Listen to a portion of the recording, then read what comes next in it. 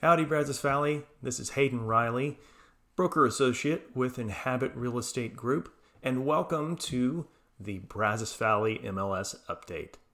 In this video, we will dive into the previous month's MLS statistics, going over what this could possibly mean for the real estate market here in the Brazos Valley. The information provided is from the Texas Association of Realtors, the local MLS, and the Texas Real Estate Center. So it is general information. If you'd like to find out what this might mean for you and your individual situation, click on the link below and schedule a brief call. Without any further ado, let's get started. Howdy y'all, it is October, so we're going over September's numbers. And as usual, we're starting with the average days on market. Now, just a refresher, days on market are the number of days from when a property is listed until it sells, not until it goes under contract. So the green line is what we're looking at for 2023. You can see that we're kind of bebopping back and forth between pre-pandemic and post-pandemic numbers. We're still pretty low though, at 91 average days on market for active listings, which is well below that 120-day mark we've talked about in the past. At 120 days or above, you're typically in a balanced market, maybe even a buyer's market. As you can see, for the last 4 years, we have stayed below that number for the most part. So next, we're taking a look at the number of units sold, otherwise known as closed transactions.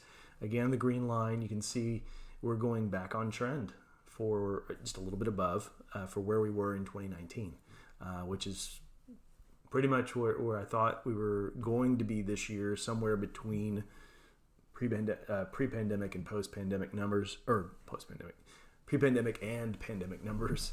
We're at 230 closed sales for the month of September, and we are looking at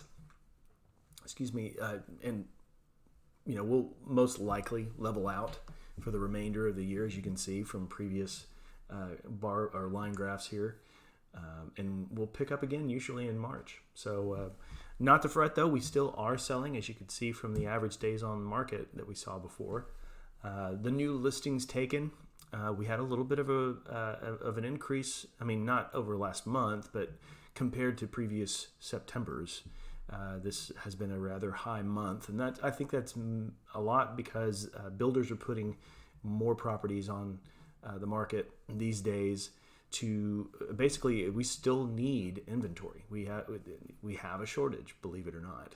Now, buyers aren't competing as heavily for those listings, so there's a little bit more flexibility. You're seeing some builder incentives that are being offered out there, which is a good thing for those of you who are looking to buy. But things are still selling and selling pretty quickly. So next, we're taking a look at the Bryan College Station, Bryan. I didn't put it on there. This is how the report came from the Texas Realtors Association. Anyway, the median price point at $318,495, up 9.8% over last year. Active listings up 25.5%.